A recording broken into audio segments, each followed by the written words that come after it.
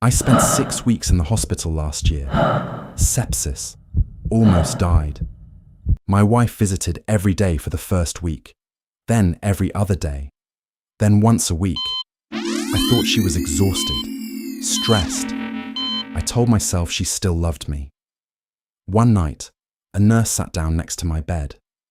She looked at me like she was about to hurt me.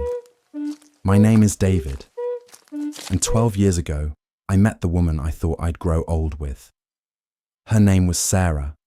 She was beautiful, smart, and when she laughed, the whole room lit up. We were inseparable. She told me she loved me first. I cried. I was so happy.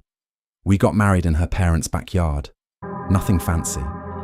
When she said, "I do," I believed her. I never had reason not to. We built a life together, a house, a dog, plans for kids someday. We were happy, boring even. I loved every second of it. I worked hard, long hours. I wanted to give her everything she deserved. I thought she was happy. I thought we both were. I didn't know that happiness had an expiration date. It started with a fever, nothing serious. I thought it was the flu. I kept working. I told her I'd be fine. I told her not to worry. I was always fine. Then I collapsed. The next thing I remember, I was in an ambulance. Sirens, lights, Sarah holding my hand. The doctors said sepsis. My body was shutting down. They said if I'd waited another day, I wouldn't be here. I don't remember much from those first days. Just flashes, pain, machines, and Sarah's voice. She was there. She was there every day. I held on to that. I held on to her. I thought she was my angel, the reason I fought to stay alive. I thought she was fighting for me. I didn't see what was behind her eyes. I didn't want to. The first week, she was there every day, morning and night. She brought me books, my phone. She talked to the doctors. She was my voice when I couldn't speak. I watched her go. I thought about how lucky I was, how lucky we were. The second week, she came every other day. She said work was busy. She said she needed to catch up. I understood. She was exhausted. She was stressed. She was still there.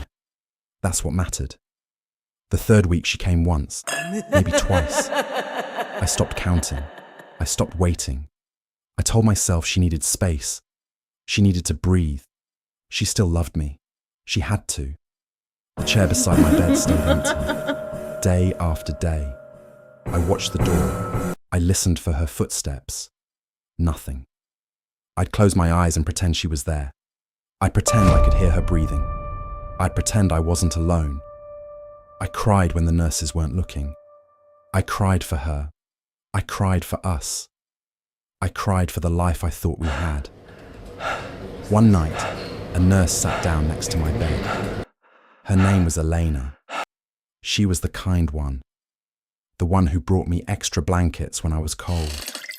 She looked at me like she was about to hurt me, like she was carrying something heavy and needed to put it down. I asked her if something was wrong. She said, "I need to ask you something.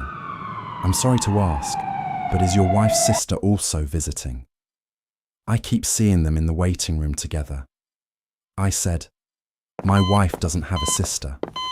Her face went pale, like she'd just realized she'd made a terrible mistake.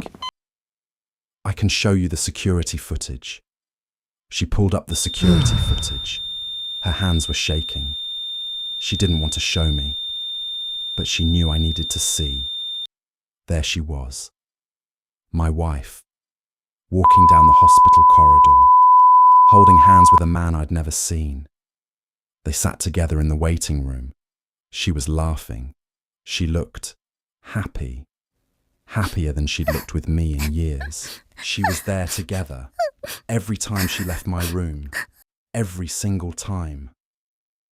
I watched the footage for 10 minutes, 10 minutes that felt like 10 years. I watched my marriage die in a hospital waiting room. I was fighting for my life in a hospital bed. and she was fighting for someone else's. The next morning, I called my lawyer. I asked him to start the divorce proceedings. I didn't cry. I didn't scream. I just did it. I told him to use the security footage as evidence.